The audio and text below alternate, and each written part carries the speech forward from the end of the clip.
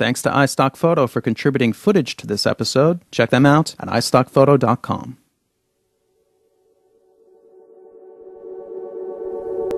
The genes in our bodies can be traced back over 3.5 billion years to a single organism, LUCA, the last universal common ancestor. As LUCA reproduced, its genes copied and copied and copied and copied. Sometimes with mistakes, they transformed. Over time, this produced every one of the billions of species of life on Earth. Some of these adopted sexual reproduction, combining the genes of individuals, and altogether, the best adapted life forms prospered.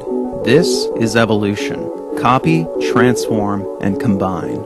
And culture evolves in a similar way, but the elements aren't genes, they're memes. Ideas, behaviors, skills. Memes are copied, transformed, and combined. And the dominant ideas of our time are the memes that spread the most. This is social evolution. Copy, transform, and combine. It's who we are, it's how we live, and of course, it's how we create. Our new ideas evolve from the old ones. But our system of law doesn't acknowledge the derivative nature of creativity. Instead, ideas are regarded as property, as unique and original lots with distinct boundaries. But ideas aren't so tidy. They're layered, they're interwoven, they're tangled. And when the system conflicts with the reality, the system starts to fail.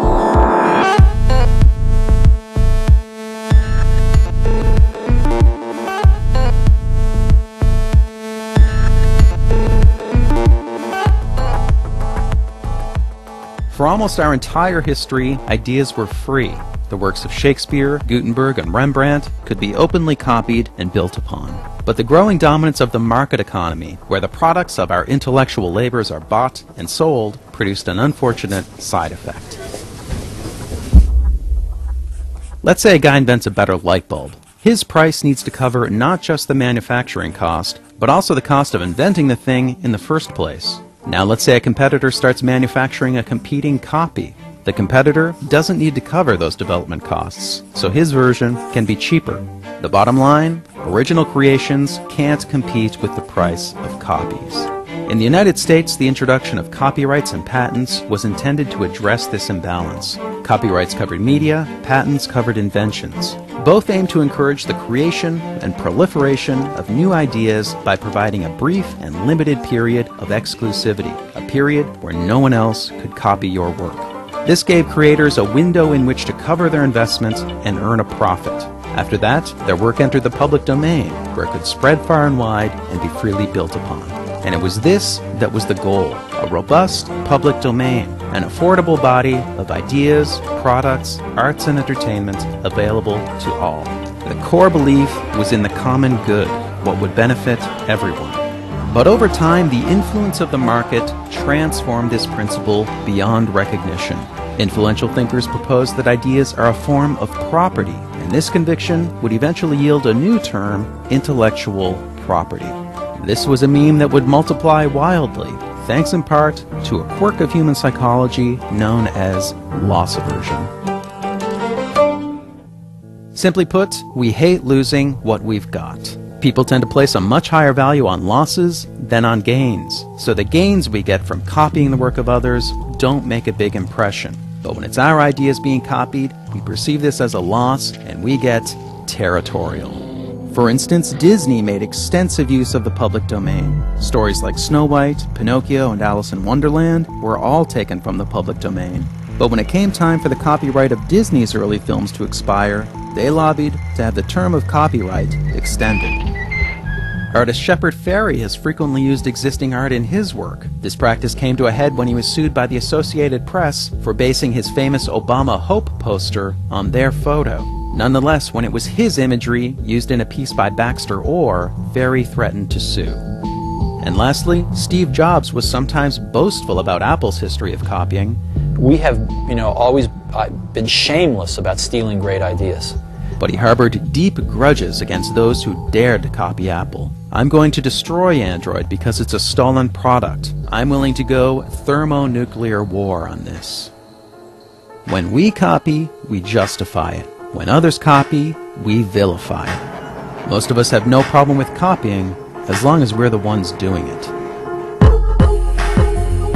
So with a blind eye toward our own mimicry and propelled by faith in markets and ownership, intellectual property swelled beyond its original scope, with broader interpretations of existing laws, new legislation, new realms of coverage, and alluring rewards.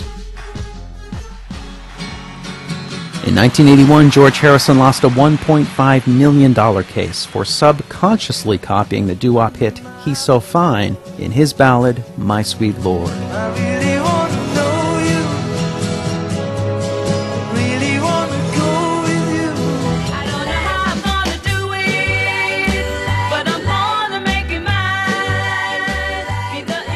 Prior to this, plenty of songs sounded much more like other songs without ending up in court. Ray Charles created the prototype for soul music when he based I Got a Woman on the gospel song It Must Be Jesus. There's a man must be Jesus, going around, must be Jesus, taking names, must be Jesus, oh Lord.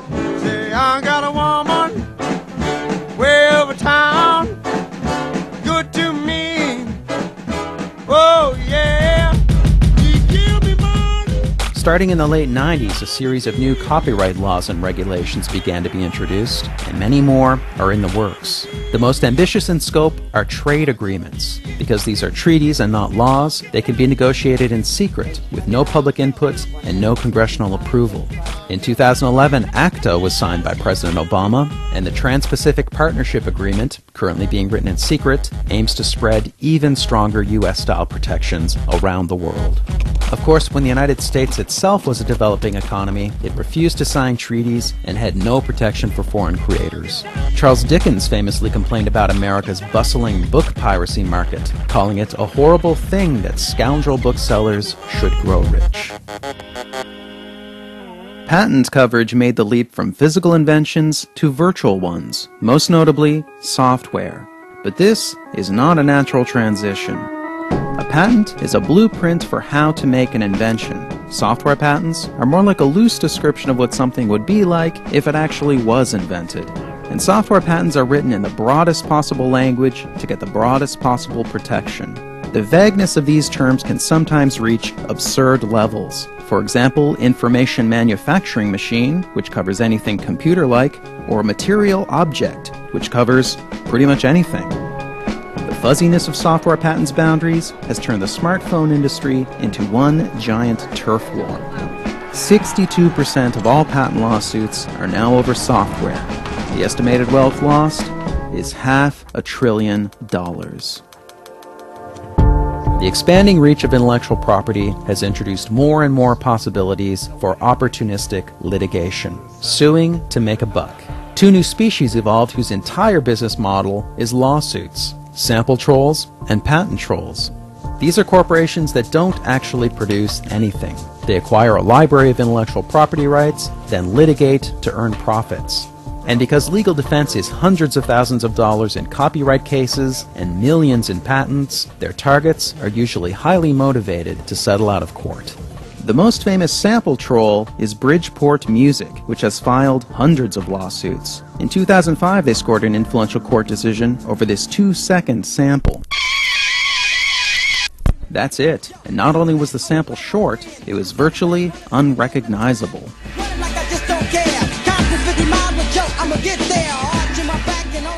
This verdict essentially rendered any kind of sampling, no matter how small, infringing. The sample-heavy musical collages of hip-hop's golden age are now impossibly expensive to create.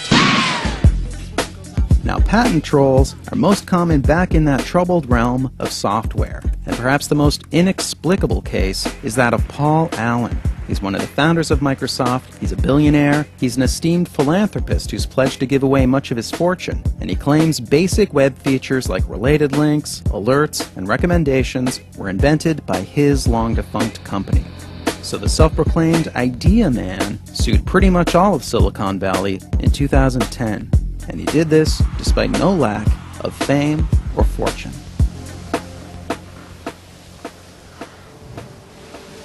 So to recap, the full picture looks like this. We believe that ideas are property, and we're excessively territorial when we feel that property belongs to us. Our laws then indulge this bias with ever-broadening protections and massive rewards. Meanwhile, huge legal fees encourage defendants to pay up and settle out of court. It's a discouraging scenario, and it begs the question, what now?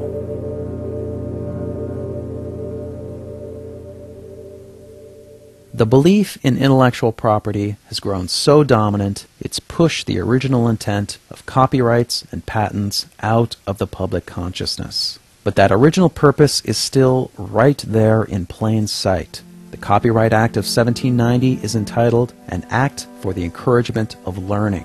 The Patent Act is to promote the progress of useful arts. The exclusive rights these acts introduced were a compromise for a greater purpose. The intent was to better the lives of everyone by incentivizing creativity and producing a rich public domain, a shared pool of knowledge open to all. But exclusive rights themselves came to be considered the point, so they were strengthened and expanded. And the result hasn't been more progress or more learning, it's been more squabbling and more abuse. We live in an age with daunting problems. We need the best ideas possible, we need them now, we need them to spread fast. The common good is a meme that was overwhelmed by intellectual property. It needs to spread again. If the meme prospers, our laws, our norms, our society, they all transform. That's social evolution, and it's not up to governments, or corporations, or lawyers. It's up to us.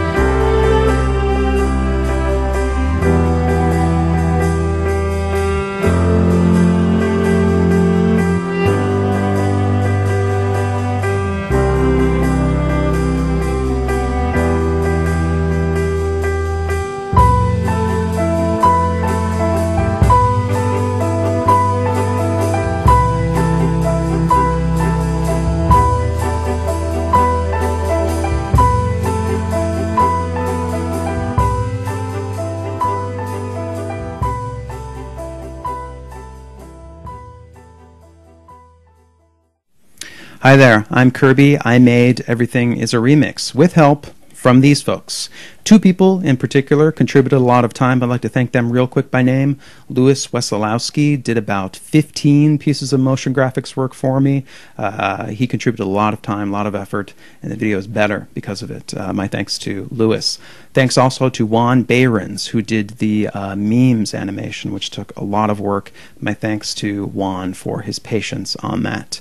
I'd like to thank also iStock Photo for their support. They donated a lot of stock footage to this episode, and I think it was one of the elements that helped raise the production quality of this episode to the highest level that it's been yet. So, if you are in need of royalty-free stock footage, do check them out because they have a good service and they are nice people. But most of all, I want to thank you for your attention. I really do value it, and I try very, very hard to make the most of that time that you give me.